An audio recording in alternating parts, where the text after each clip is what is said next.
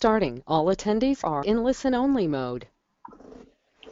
Good afternoon and good noon and good morning to NAGC, and welcome to our very first NAGC 2015 Webinar Wednesday. My name is Bethany Hornbeck, and I am the new Professional Development Director at NAGC, and we have set up this Webinar Wednesday series so that we can bring our NAGC membership some inspirational stories, a thought-provoking presentation, and hopefully some presentations that will start conversations on topics that are important to government communicators. In November and December, we're going to present on two conversation-starting topics, how you can more effectively measure return on the investment in your agency is making in communications and government media relations. In October, we're going to hear from Annie Skinner, the Senior Communications Manager for the U.S. Anti-Doping Agency. The title of her presentation will be Protecting Your Organization's Image in the Face of Adversity, Lessons from the Lance Armstrong Case. Ms. Skinner was in charge of communications when news of Lance Armstrong's doping activity came into the agencies and the public's eye. And so she's going to be talking about creating and implementing crisis communication strategies, media relations, public relations, internal communications, and brand management in the face of public scrutiny. But today we're going to be hearing from our good friend Brandon B.J. Mendelson. He is going to bring us a thought-provoking presentation about social media and how it may or may not be doing for your agency what you think it is. What we have today is an interview format, and it's going to be followed by a Q&A. We're going to talk together for about 20 minutes, and then we're going to open the lines for questions from the audience. You can enter those questions in on the right-hand side of your screen, right in this area, and there should be a questions box that you can type in and submit those to Brandon, and we will do the best we can to get through as many questions today as we are able. Remember, too, that September 30 is the last day for this year's membership, so if you would like to go ahead and join in our Webinar Wednesdays the rest of this year, you'll want to renew your membership in time to get that done, and our next Webinar Wednesday will be October 21st, and we'll be sending emails and posting to the web about that soon. But for right now, let's talk with Brandon Mendelson. Brandon, welcome to NAGC's Webinar Wednesday. Hey, thanks for having me. It's a real pleasure. Thank you, and we're thrilled to be speaking with you. Brandon wrote a very interesting book called Social Media is BS. He based this book on many years of working offline and online marketing as a consultant. He's a longtime writer. He's an international speaker. He has made appearances for the National Automotive Dealers Association Conference. He's spoken at South by Southwest, Social Media Week Chicago. He has debated the ambassador of Pakistan at the U.S., and today he's going to be talking with NAGC, and we just think this is a terrific way for us to kick off Webinar Wednesday. Brandon, why don't you give us first an overview of kind of your career in as a writer and a speaker and a marketer online and offline, and just kind of give us an idea of kind of where you've come from and where you're going. Yeah, sure. And you know, it's funny. I don't usually do webinars, so this is a rare appearance for me to do one of these. So I kind of fell into this backwards. You know, I was 18 years old, and I had made a website making fun of people in my high school, and little did I know that it would become this big comedy website that took off purely through word of mouth. And after that had happened, people started coming to me saying, "Hey, can you help me get the word out about X, Y, and Z, what we do as a business, what we do as an organization?" So just imagine like me at 18 in a college dorm room at Alfred State College, and later SUNY Potsdam on the phone with companies like Verizon and NBC and Sprint and Best Buy and on and on and on. And I just fell backwards into it. Like I learned real fast that if you want people to pay attention to what you're doing, you need to make sure that there's an appropriate infrastructure. And more often than not, that just simply does not exist. And so really I've spent, I've lost count of the years already. I'm 32. So since I was 18, I've been researching just how to build that infrastructure and really get it to work in a way, the way it's supposed to, and not the way you often hear that it's supposed to work. I see. And is it working? Is the way it's supposed to and the way it does work? Are they two different? Are they two different stories? Oh yeah, they're completely different. What you see and hear in the news, I mean, like Snapchat's the big thing that you hear about currently. But if you look closely at any story about Snapchat, you'll see there are no real numbers behind anything that you see involving Snapchat. Like it's always self-reported numbers from the company, and these companies have an incentive to massage those numbers because they want to have an IPO and and basically cash out. So when you look at that and when you look at the media perception of like social media, it's like, oh, of course, if I use Snapchat, I'll get all of those users paying attention to me and things will be great. But what you learn is that it really does not work that way. It's really more we look at things with as the tail wagging the dog and not the dog wagging the tail. Because if you look at it the other way, what really works is finding the offline stuff and getting that to work and maximizing that to drive the online stuff and not the other way around. So you're saying offline marketing is driving online, not online driving offline. That's right. And you see it all the time. I mean, you could see it with major celebrities. You could see it with politicians. I mean, sometimes politicians do silly things like buy Twitter followers because they think that that matters. But Mhm. FYI, a lot of those politicians in the last presidential cycle who brought Twitter followers, they did not win. You might notice. And Oh, so I see. that's right. Another, just a quick example. I interviewed Governor Buddy Roemer, who was running for president, and his entire campaign was built on social media. Everything was just there really was not a big media spend or really anything Hmm. else offline. Most people didn't even know that he ran for president. I didn't know that. Exactly. I mean, but that's it. Like most people just did not know that he was even running. And this is the governor, the former governor of Louisiana.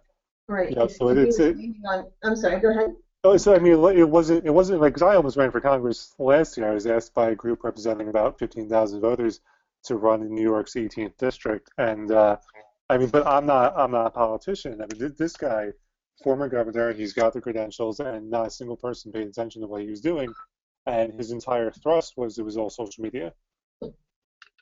Okay, and so he was leaning on social media rather than more traditional approaches. And isn't That's that right. what Barack Obama did when he ran for president the first time around? Well, I mean, that's certainly the popular narrative of the first and second Obama campaign was that it was driven by social media. But having worked with some of those individuals who worked for Obama for America, including the CTO, and speaking with him, the thing that they'll tell you, unless, and there's an asterisk here, and the asterisk is unless they're trying to sell you their services, for example, Mhm. Blue State Digital is one such company where if you ask them how Obama got elected, they'll say, oh, well, of course it was social media because they want to sell you the services. But if you talk to the people who worked in that campaign who don't have anything to sell you, they all tell you it's email marketing.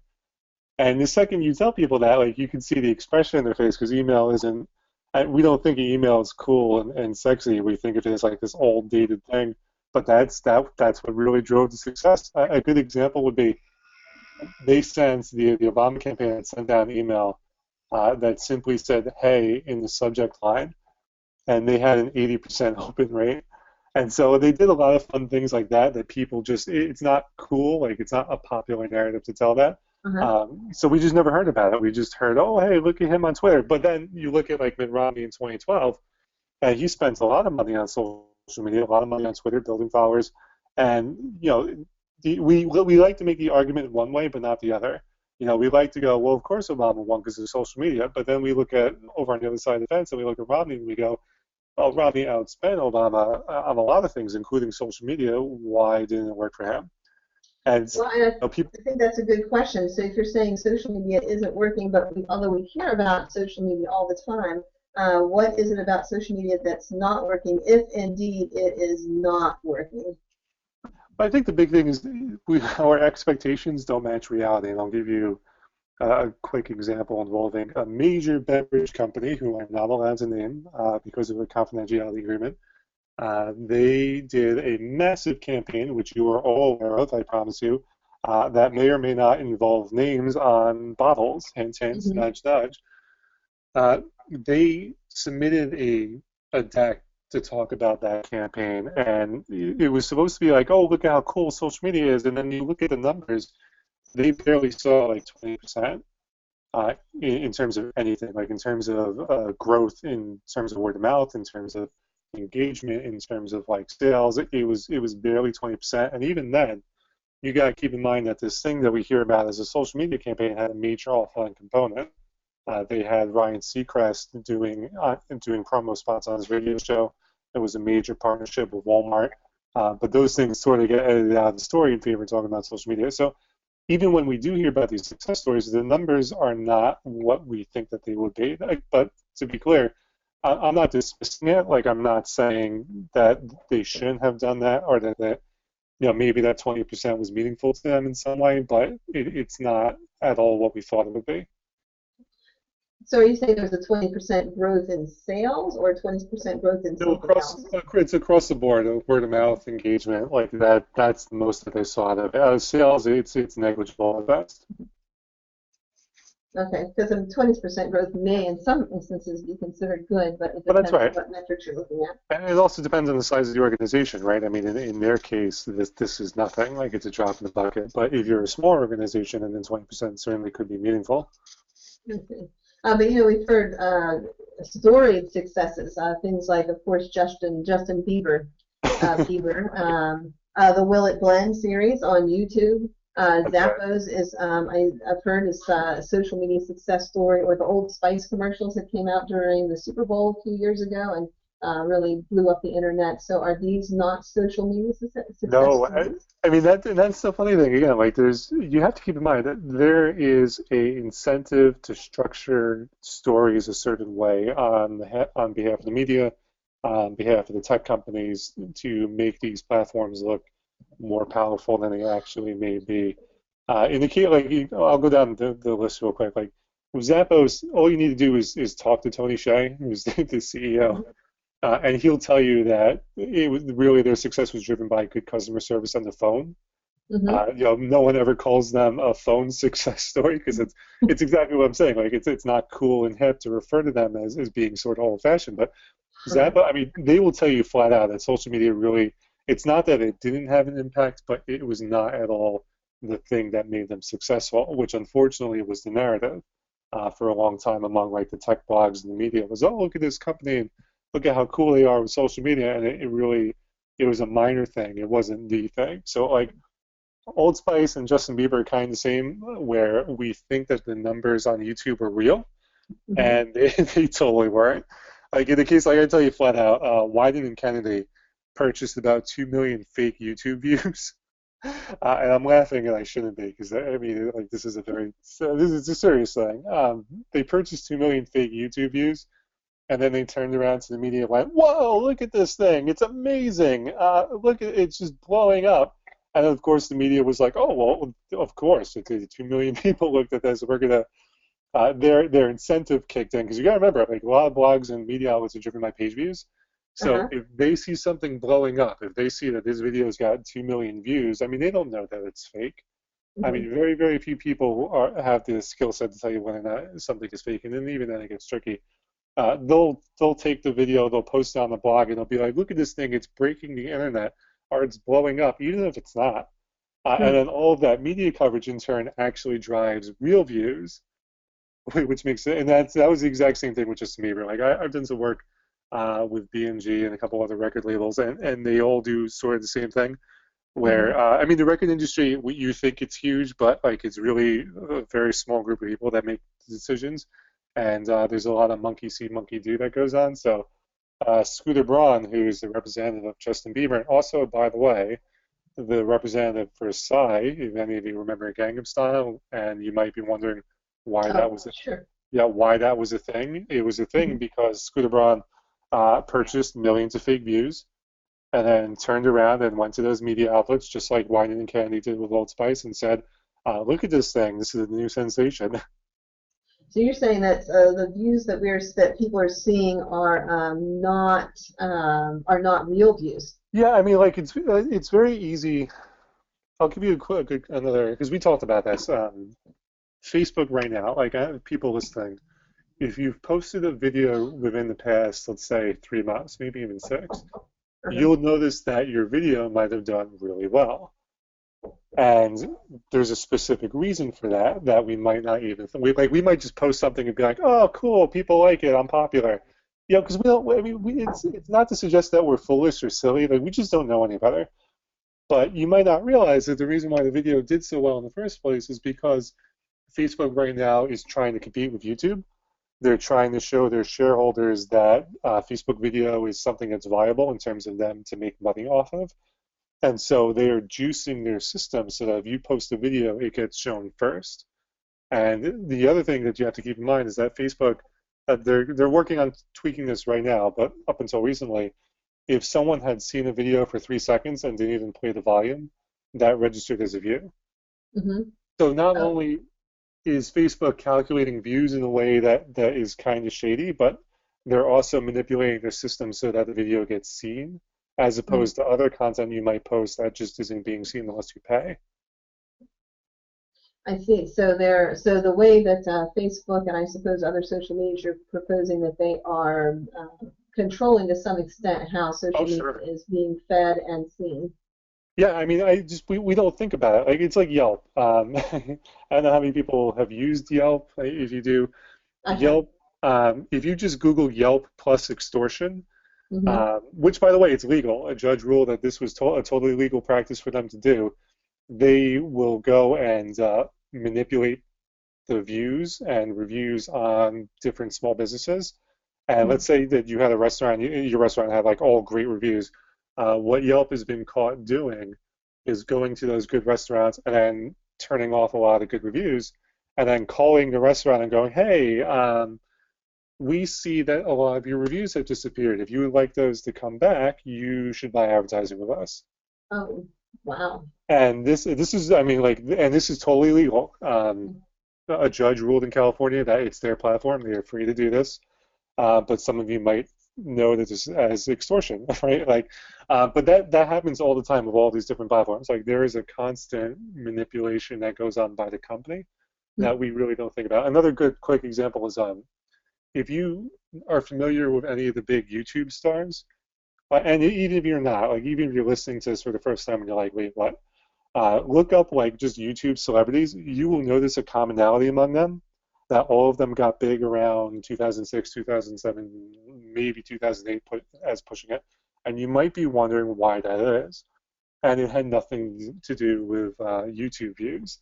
It had everything to do with the fact that people at YouTube used to be responsible for manning the front page of the website. And what they used to do was feature videos on that front page.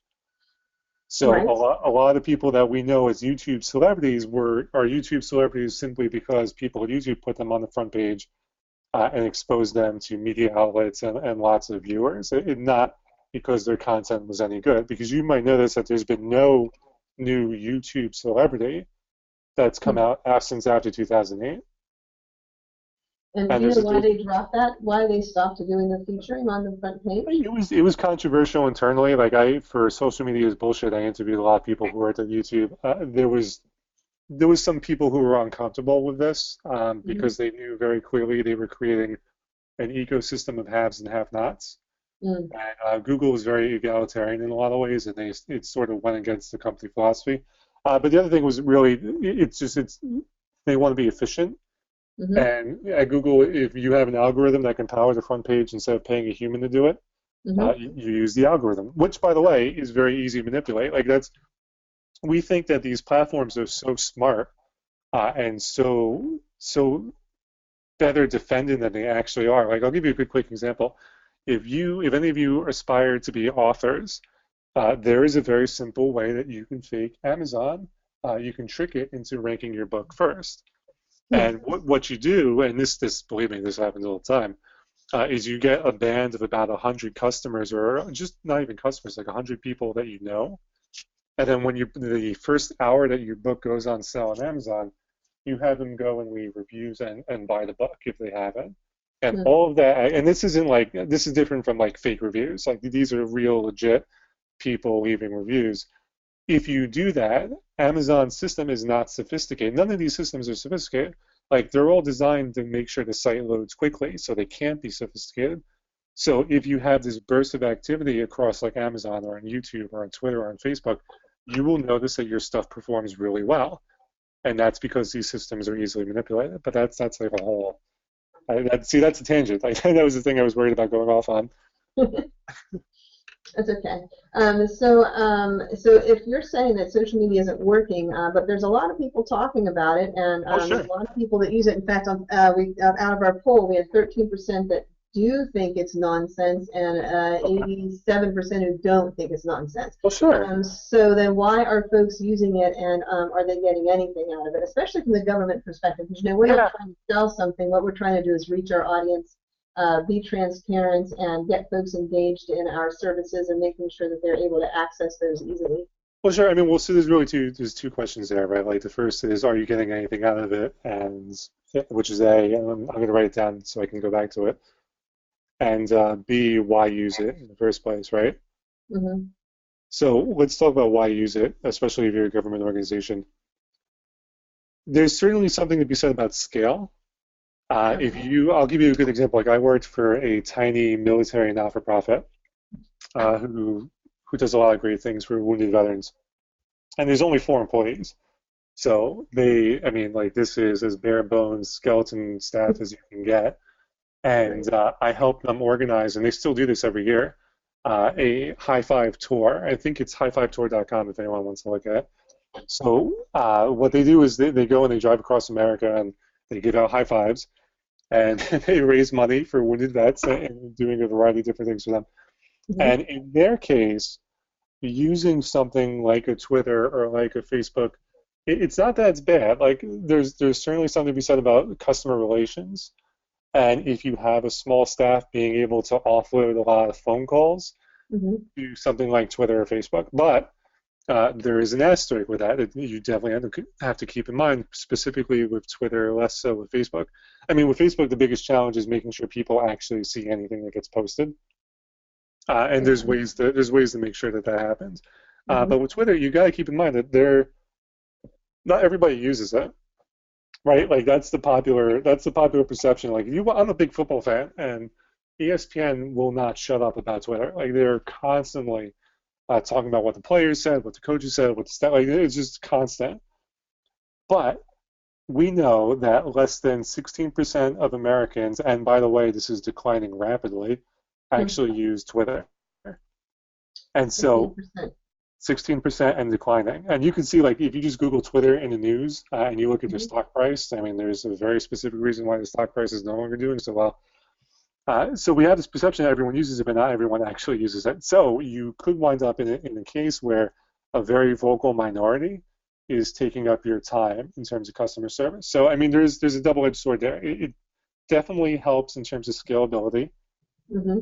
I always tell people to use the phone whenever possible, but if you've got a staff of four, I mean, you use what you can get for sure. Right. Right. But you definitely have to keep in mind that you might not be talking to a group that is representative of all your constituents or all your Right. customers. I think that that's critically important. So, I mean, that's really the first one. The second one is um, why are you using it? Are you getting anything out of it? And so, I mean, a lot of what I do, I found ties into evolutionary biology. So no one gets scared because I say that and people's eyes bug out of their head. And really comes down to like people in general are herd animals. If any of you have grown up hearing the expression "monkey see, monkey do," that is that is very, very true for people.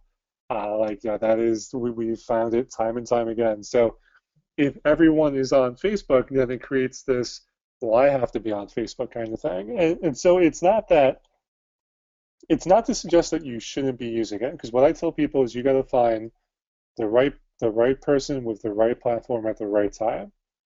I mean that's a lot of rights in there, but so I Mm-hmm. mean very well could be that the Facebook is useful to you, but a lot of us use these things not for that reason. A lot of us use these things simply because we see other people. So like the beverage company that I mentioned, there is no chance on this earth that if their competitor was Mm-hmm. using something like Snapchat, that they would not be using Snapchat. Like they would use it in a second. Like the moment they were aware that their competition was using it, and they would start using it simply because their competition is using it, and they don't want to be seen as being behind. So a lot of us use these platforms for really the wrong reasons. I see. So then in terms of sort of stepping in step, I mean, even if you're not try to keep up with the Joneses, so to speak, or, you know, and you're saying that not everybody uses it, but it is good to at least be in step sort of with what the other folks are doing, so that you're not seen as out of step. Sure. You know what I tell people is, I call it the toilet paper test. Mm-hmm. Uh, like you should know on a granular level what. Now again, like you don't need to know this specifically. Just stay with me. It's an example. Like if you know what kind of toilet paper your customers use, Uh-huh. you know what kind of social media platform they use, if any, right? Like you know what the best way to reach them is, and you might find that the old media stuff is still the best way to reach them. I think a lot of people discovered this time and time again. Like even when you're a startup, I just had this with a startup I advised, where we thought for sure, okay, we're gonna do a paid campaign on these social media outlets, and we did some digging, and we sat down with our audience, our constituents, however you like to describe them, and we found no, actually, the best way to reach them was radio. Hmm. And so we shifted our budget over. So it could very well be that if you understand the needs of your constituents on a very specific level, you might find that there is a particular social media platform that works. But conversely, you might also find that they don't really use social media. They might still be using the newspaper. And by the way, I always like to throw this out there. Print has the highest rate of recall among any platform. So if any of you are on tight budgets and you find that your readers or constituents or customers, or again, however you want to describe them, read the newspaper, you are not wasting your money with print. I think print newspaper. That's I pretty know good. it's not sexy, right? Like that's the funny thing. Like, we thought newspaper was dead. Right, but it's not. I mean okay. So here's something that drives me absolutely bonkers, and it's not on the list, but just hang with me for a second. We are constantly talking about the death of television, right? Like we are constantly talking about Netflix is the wave of the future, and you know this is how we watch TV now. But you gotta keep something in mind. Only 20% of Americans have Netflix. Okay, like but we never talk about that. We always go, TV is dying and ratings are down. Actually, no, ratings are not down. If you look at the ratings for pretty much most of the major sports events that happened over the past year, and with the exception of last year's Oscars, a lot of the live events have done really well. And then when you factor in, they call it the +3. So like there's TV ratings, but then there's TV ratings +3, which is like people watching on their DVR. And then they've got the +7, which is like people watching on Hulu or DVR. Just there's a variety of different ways they calculate. If you look at the +7 ratings for most TV shows, yes, it is absolutely true people are watching TV differently, but they are still watching TV, and they are watching TV in record numbers. Like the ratings for Empire rival the ratings for Seinfeld. And anytime you hear about the death of television, you always hear about Seinfeld. Like they always go, oh, well, you don't see Seinfeld ratings anymore, and it's simply not true. If you look at the ratings for Empire, we are seeing Seinfeld ratings, yet that's not what you hear in the news. In the news, it's always TV is dying, ratings are down, Netflix is the wave of the future, even though it's just not true. And why do you think these stories are being told? I mean, it's curious to hear that that social media is not really doing what people are saying it's doing, and TV is actually doing, or print is actually doing, or you even mentioned radio is actually doing what people say it's not doing. Why is the narrative not matching up with the reality? Well, yeah, I mean, look, I've done a lot of work in PR and with CNN and MSNBC, so I've kind of seen like the inner workings of these companies. It's very easy to exist within a bubble when you work in the press. And can I talk about this picture real quick? Oh, sure. Okay, wait, I'll circle back to what I was saying in a second. So this picture is very funny if you're a pro wrestling fan. If you're not a pro wrestling fan, it's still hilarious. So you're looking at the same woman. Like this is the Japanese wrestler. She's now retired. She's now a professional golfer who had the ring name Bull Nakano. And so on the left is her as a pro wrestler, and on the right is how she is today as a pro golfer. It's the same woman, right? Wow. But she looks totally and completely different. And on the left is the media perception of like that's when you think of Bull Nakano, that is the image that comes to your mind. You don't think of her as she actually is. And so, like, the myth does not meet the reality. And so there's a bunch of different things with the media. Like, one, it's very easy to exist within a bubble. Okay. And in that bubble, again, like, I don't want to sound like I'm putting them down because I'm not, but within that bubble, it's very easy to be like Twitter is the wave of the future and have people in the bubble agree with you. Mm-hmm. And that's what you run with. And more often than not, that's why you see certain things happen when you're watching the news. The other reason is that it's driven by advertisers, and advertisers are spending billions of dollars on social. So you have kind of this conflict occur where, wait, why am I going to put my money behind something saying social is stupid? We just spent $27 million of our budget on social this year, Okay. right? So So why are like they doing that? the Why do incentive they do that? the incentive structure is to be like, hey, this stuff is awesome because everyone needs to justify themselves to the boss, right? So Mm-hmm. of course we're going to put our money behind a program, let's say like SportsCenter, we're always talking about Twitter, that makes Twitter look good because we've spent this money because our boss is like, well, Twitter is the thing. A quick side note, like there's a certain theater chain, again, I'm not going to name names, but you've all gone to that theater chain, where the boss had told their social media employees, when the social media employees came to him and said, hey, we think we have a way to drive ticket sales through social media, the boss waved them off. And you know what the boss said? Mm-hmm. The boss's goal was only to have more Facebook fans by the end of the quarter. That was it. Like he did not want to hear about anything else. Like he was completely obsessed with the numbers. And so we've got like this weird cycle of people believing this stuff is great, and so they take that to their place of work, and then they Okay. spend money on it, Mm-hmm. and then they look and go, wow, look at the media talking about this stuff. I must be right. And then the cycle just keeps repeating itself. And so like nobody is bad, nobody's evil here, with the exception of guys like Gary Vaynerchuk and Chris Brogan and Seth Godin and Guy Kawasaki. Like with the exception of the social media gurus, like nobody here is trying to manipulate you. It's just this weird self-fulfilling prophecy of people going, social media is great, therefore I will spend money on social media, therefore I will spend money on programming that supports my spending, and then we'll just continue this into the next budgeting cycle. Mm-hmm. And it just repeats itself. And by the way, a lot of large corporations, and the same with small government organizations and just other organizations in general, if they don't spend that money, they Mm-hmm. lose it. So you have, in the case of a major credit card company that told me this flat out, also in the case of P&G, if they don't spend that money, it's gone. So sometimes social media spend is a rounding error. And again, I shouldn't Oh. be I shouldn't be laughing, but like that's how they see it. Like they sort of see it as, oh crap, we got $10 million left. Okay, we'll just throw it in social media. Wow. Yeah, They're spending it's it just to spend it, which actually does happen a lot in government in terms of making sure that budgets that's right. stay at the same level. And so, like, there's only that cycle that I mentioned. There's a lot of that fuels it too, where they're just sort of throwing the money on it, and Mm-hmm. nobody sort of stops and goes, "Why are we doing that?" They just sort of go, "We better do that." Hmm. We're going to open the floor to questions here shortly, but so I wanted to get back to if everybody's, why are people talking about it then if it's not really working, and if it's not working, what is it that does work?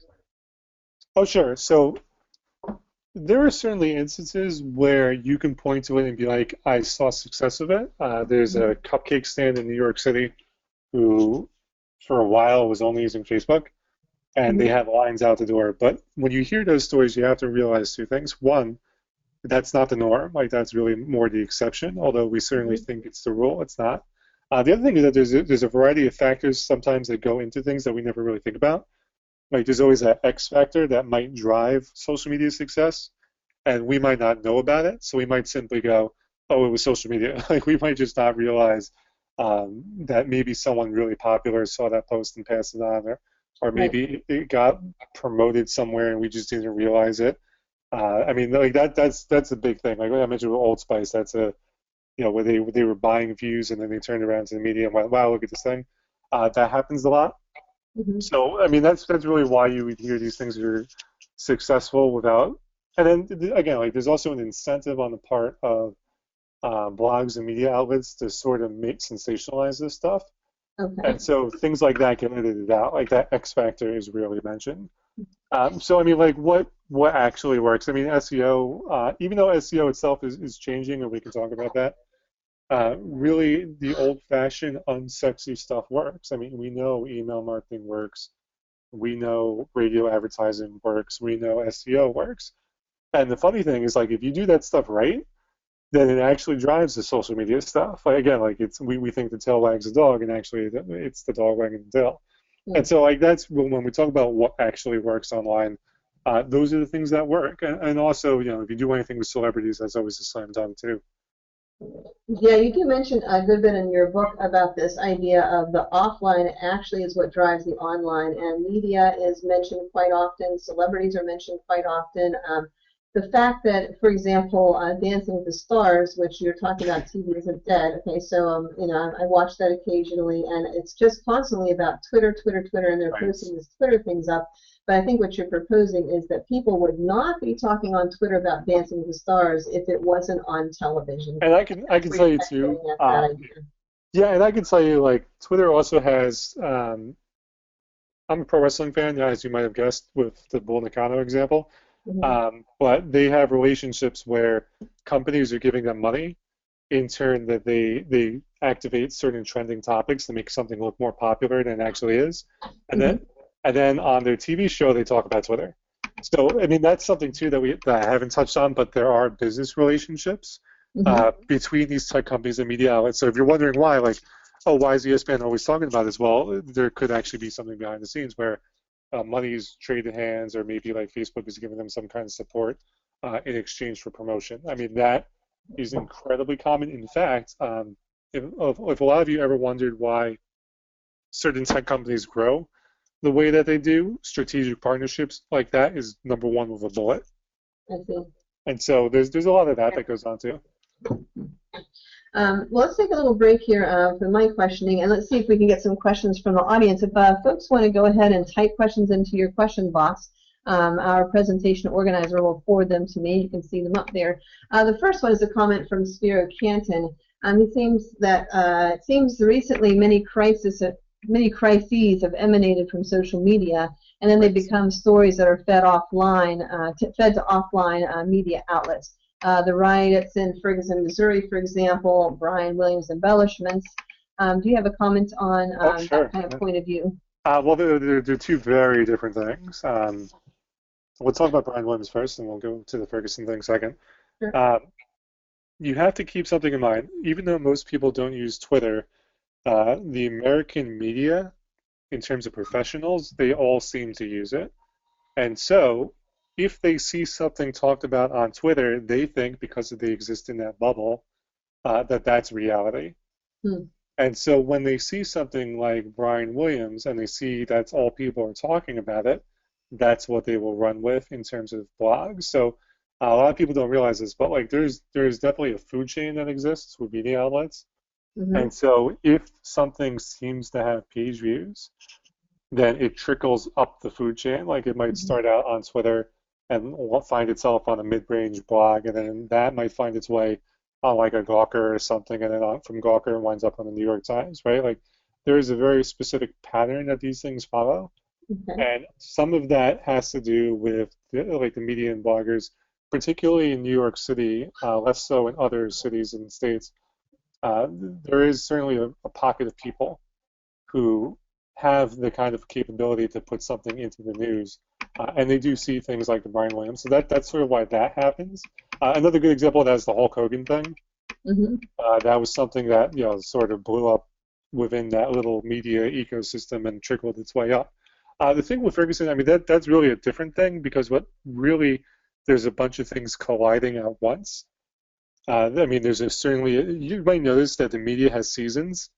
And this will sound very dark and cynical, and I don't mean it to be, but you will find that the media really only has 5 or 6 stories that they like to run with, especially if you're a cable news outlet.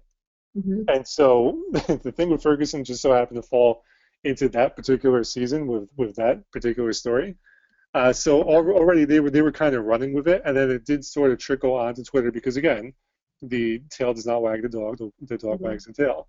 So people saw it on CNN and started talking about it on Twitter, and then it sort of became like a self-fulfilling cycle of, oh, well, everyone's talking about this on Twitter, so we should continue talking about it. And if you're like, give me another example of that, if anyone remembers the missing plane, you might be wondering why CNN kept talking about the missing plane ad nauseum for months on end. And it was simply because they first covered it, and then they saw on social media people were still talking about it, so Mhm. they took that as a cue to keep talking about it. Mm. But I that's mean, not like, necessarily bad to talk about those things that no, are oh no. happening. But what I will say is that the media does not have an interest in society doing well. Hmm.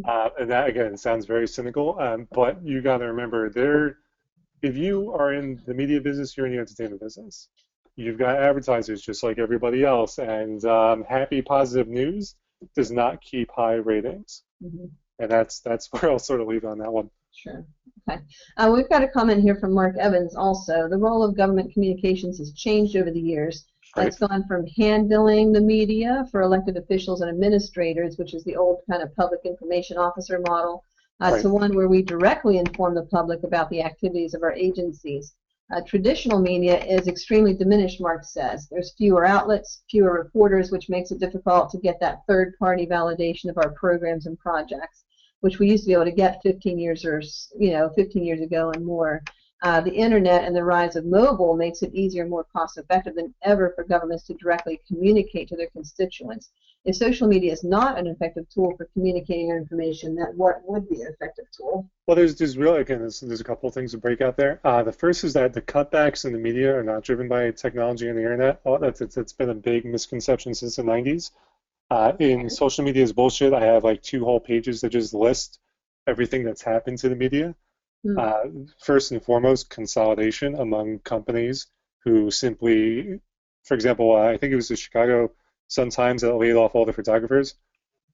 It was one of the papers in Chicago where they were kind of like, "Hey, we don't need you. We're just gonna have everyone take a picture." And so, like, that's not driven because of technology. That's driven because someone up top in Tribune Tower was kind of like, "Hey, let's cut our budget." So Hmm. I get like, sorry, that's the first thing. The second thing is like, well, what do you do if media is losing its relevancy? It's not losing its relevancy. Over 90% of Americans will still listen to the radio. Again, like it's not sexy, it's not cool. That's why we don't talk about that. Okay. But you got to remember, a lot of people drive, a lot of people are in their car, and a lot of people have radio. Hmm. So yeah, I would push back a little on the idea that it's losing its power in terms of reaching your constituents. Okay. But that being said, I mean, like again, it kind of goes back to the example with the small military not-for-profit, where when you only have like 4 employees or just maybe not a huge budget, you are looking for cost-effective ways to get that validation, get the word out.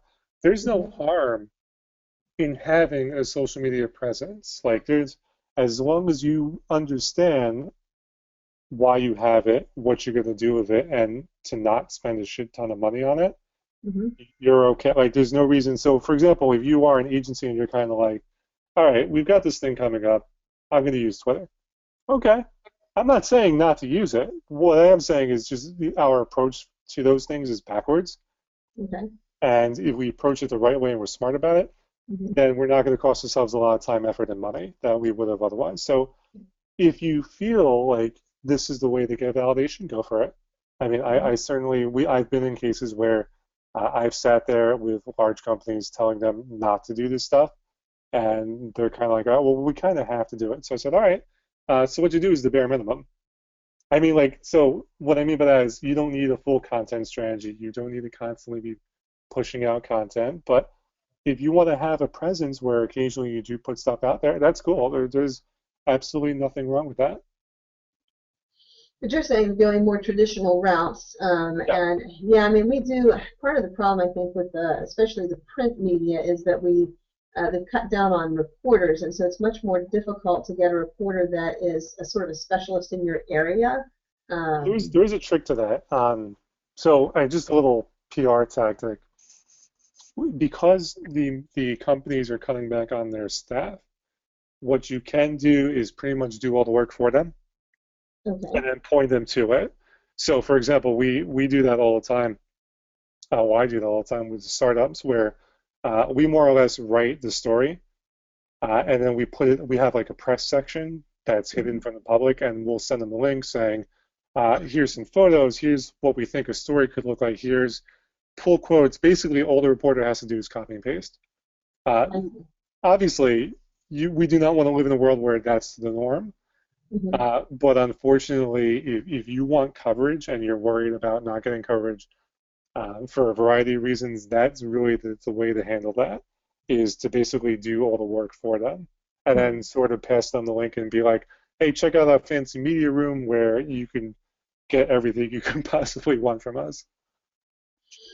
Is it also true that I've got a friend who is editing, managing editor for a magazine that's got about a 25,000 person circulation. It's a kind of a niche magazine about offshore, coastal offshore issues. And I know Okay. that he always needs content. He would rather people, government agencies in particular, to be submitting content. So is that another area that people can go to for getting information out about there, especially if it's targeted to specific audiences, which his is. He's targeting folks that are involved in the offshore industry. Yeah, I think it's gonna be I think it's gonna be different for different organizations. When I say you don't need a content strategy, what I mean by that is everybody universally does not need a content strategy, right? Like it really is specific. You might have constituents who are very concerned about the things that you cover, or who just have a high interest in the things that you cover. And again, like it goes back to that toilet paper test I mentioned. So if you know that those constituents are looking for information, then you could certainly step up and be the media outlet in place of the actual media outlet. Mm-hmm. Again, that's not true for everybody, and I want to like underline that as much as I can. But if you do the toilet paper test and you discover there's a deficiency somewhere in terms of getting the word out, and you feel you have the time, energy, and resources, then in your specific case, again, underlining specific, it would make sense to have to more or less be the media outlet or to produce something for them. I think that's great. Like if you, as long as you don't drive yourself crazy and waste a lot of money, Mm-hmm. if you are gung ho about doing that, then definitely go for it because we know SEO works. Mm-hmm. And these days, there's no reason why you couldn't rank #1 ahead of the media outlet you used to count on Mm-hmm. for people to come to. I mean, that's certainly possible, and if that's a goal to strive for, then that's the goal to strive for you. Yeah, Spiro Canton, who commented earlier, second, this is coming up here again. So he's asking, is your suggestion to find out who your audience is and then find out the information outlet they use to and then use that outlet to communicate? And he's asking a second question, how do you conduct research to find out where that audience goes? And I'd like to build on that and say that this research, this sort of tailor your approach to your own needs is something we talk a lot about in Social Media's BS. And the need to conduct a lot of research, know who your audience is, know the outlets, and figure out the best way to get to them. So can you comment on that a little further? Yeah, I mean, the simplest answer is to ask them. Ask Um, them. yeah, which sounds like every time I say it, people laugh, and because it sounds obvious, but often what's obvious isn't. So first and foremost, any opportunity, any touch point, if you want to use a highly technical and boring marketing term, yeah, I mean, like you should take the opportunity to talk to your constituents and just say, hey, um, where do you hear about the stuff that we do, and are we doing a good job with that? There's no harm in asking that. The other thing is that you could conduct short, simple surveys, no more than 5 questions. Again, I gotta stress that it was short and simple and to the point. Mm-hmm. There's no harm in doing that. I like focus groups personally because it doesn't cost you much money besides a pizza. Mm-hmm. And maybe if you want to pay them like $25 for the time, you could certainly do that. By the way, you don't really need a professional facilitator for a focus group. All you really need to do is get a core group of questions that Okay. you want to ask and then stick to those questions. And then just have a discussion. And by the way, videotape it because a lot of people make the mistake of not recording their focus group stuff. Right, that's a good suggestion. Vince Higgins says, the conversation today is geared toward marketing. What can BJ say about the use of trending by news organizations and other platforms? In terms of items that are trending? He just says trending. Yeah, I mean, like if we're talking about items that pop up that you sort of want to ride on, is that? Uh-huh. Okay, I think so that's probably what he means. Although, go ahead. but I mean, again, it's one of those. You'll find that I've said this for a lot of things. Like it's always a double-edged sword. You certainly could ride off of a hot hashtag if you wanted to, but keep in mind some of that traffic might not be legit. There is an unholy army of bots that inhabit a lot of these platforms, and if they see something trending, they'll kind of gravitate towards it. Mm-hmm. So first and foremost, you need to make sure the traffic you get from that's legit. Mm-hmm. Second thing is that you might find that the story changes over time. And Mm-hmm. so the thing that was trending only a few moments ago now might be a completely different story. And it might be embarrassing to be associated with it. So you could certainly do it. Again, it really comes down to why you're doing it and what the goal is. I mean, if you're just looking for page views, Mm-hmm. that's fine. But if you're a government organization, I'd be a little concerned if page views were the metric you were using to measure things. I see. John Verico asked, what do you think is the greatest benefit of social media, especially for government, and why? There's a lot to be said about transparency. I know that it's really become a lame buzzword because a lot of people are like, oh, everybody's got to be transparent. But then you look at Apple, who is like the least transparent company and is also Mm-hmm. one of the most profitable companies on the planet. So that tells you a lot about transparency in terms of like the corporate world. But in terms of government, I found like and that was one of the reasons why people were asking me to run for Congress was I wanted to do something that was 100% completely transparent. Like Mm-hmm. if I sneezed, you knew about it, kind of thing. Mm-hmm. So it is certainly true in a world where people don't have a favorable opinion of government organizations and don't necessarily like them, Uh-huh. that you could use these platforms to humanize yourself. So really, we're talking about YouTube here. I mean, like we're not talking about every platform. We're talking specifically about YouTube and the use of videos. So it could be that you can create videos that sort of show the inner workings of the office or what exactly you do. I mean, there's things like that that go a long way towards getting people to go, oh, they're not so bad. So I Right. mean, there's definitely advantages there. You have to be careful with things like if you want to inject personality into what you do, because especially on Twitter, the few people that do actually use it are Mm-hmm. hypersensitive, and they're always looking to play gotcha. So I always kind of caution people against taking that route. But certainly, like if you find that you do want to produce content, I mean, you could put personality there, and again, it engenders trust. It gets people to see what you're doing. It gets them to go, I can rely on them, and it also keeps them coming back. So there is a lot to be said about that. I see. And what about for internal sort of relationship building? We haven't really had a chance to talk about Oh, engagement, sure. but internally, I would think that social media would help kind of carry messages and help people with feeling engaged in their own organization. Yeah, no, I mean, listen, there is no harm in setting up a Facebook group for your division in your organization. Mhm. If you guys feel that that is the thing to do and you find that to be happy and effective, then go for it. I mean, I don't want anyone to walk away from this being like, I'm saying not to use anything ever, right?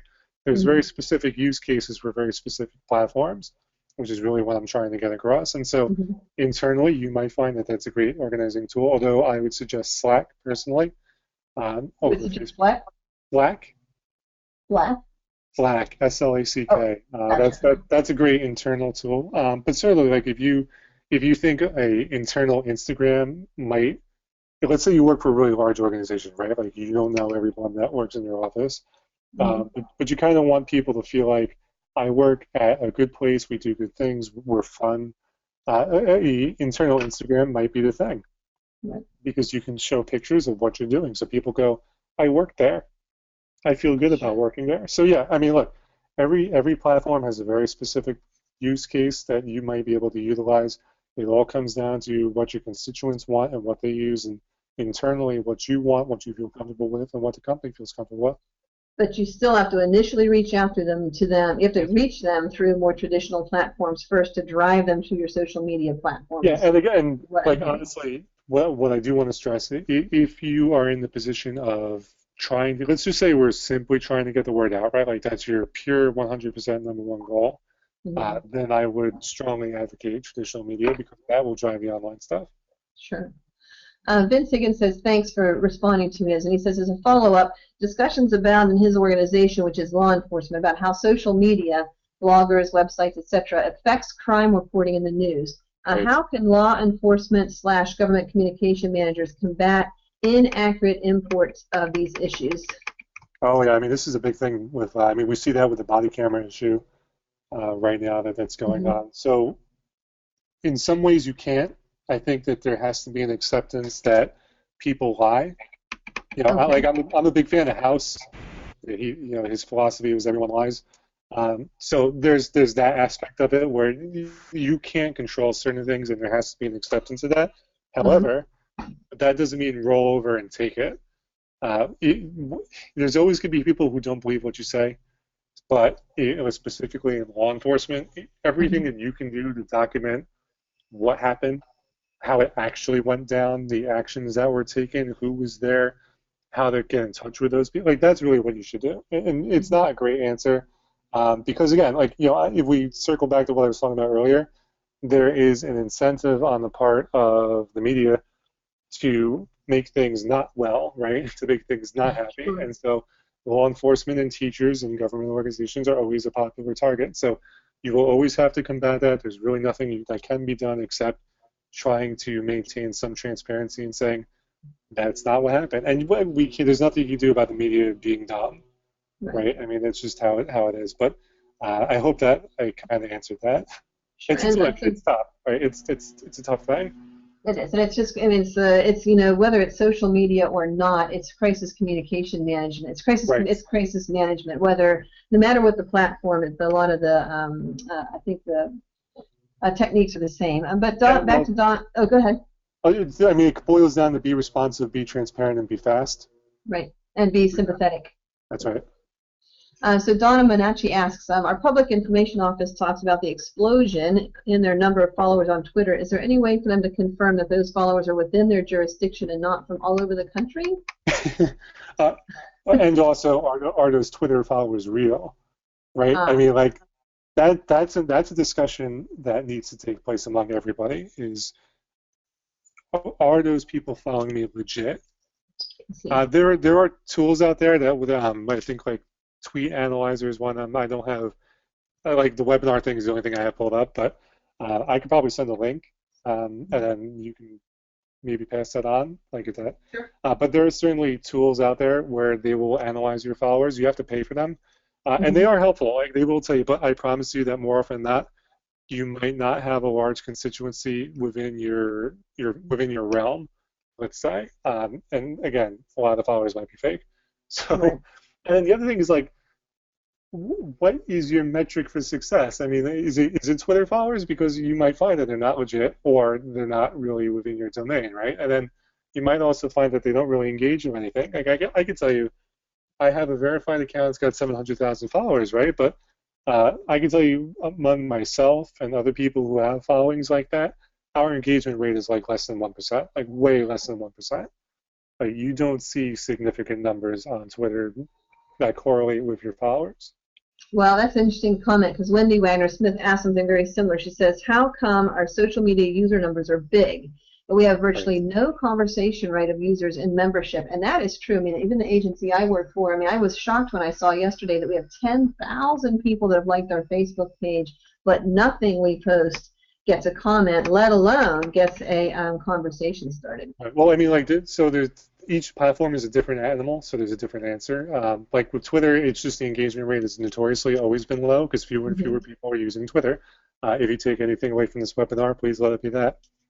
So, with Facebook specifically, they want you to pay, right? Like, you see that with the videos right now. Like, anyone who posts a video right now, you'll see success, but a couple months down the road, you won't. And the reason why is Facebook wants you to pay for reach.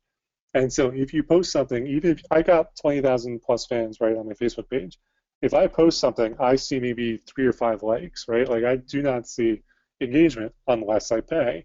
Mm-hmm. And the more money I pay, the more engagement I see. Right? They are not stupid. They did a very wonderful job. Sheryl Sandberg specifically did a wonderful job of conning small businesses, government organizations, and pretty much everyone else that you had to have a Facebook page. Like that was the wave of the future. That's the way to have engagement because for a long time they made it so that if you had a page, you saw engagement, like you saw people responding. But now they know very clearly if you want results, you got to give them money. And so while you're not seeing results, you got to give them money.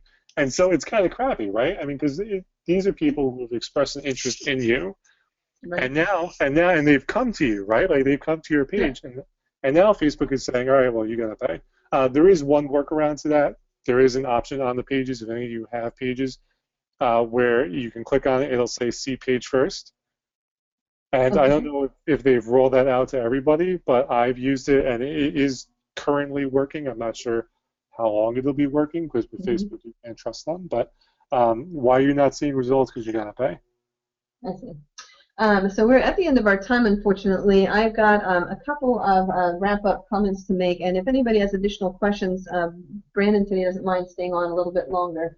I just want to do a little summation of social media's BS, which is really a very thought-provoking. You may not agree with all the content, but it certainly is a thought-provoking look at social media. It provides a lot of research-based information about social media stories, and provides a lot of context into a lot of these, and especially in terms of what BJ's talked about today. Lots of media, activity around a lot of these social media stories. There's traditional media activity, a lot of celebrity involvement in that kind of thing. And what he really says is, you ask what really works. He says you need a good product. It needs to be easy to access, easy to use, easy to share. Getting folks behind it, whether that's someone who's well known in your community or within your constituency, and in continuous improvement. He really puts a lot of emphasis on traditional tools, and also coming up with your own path based on your own research, your own needs, and your own audiences.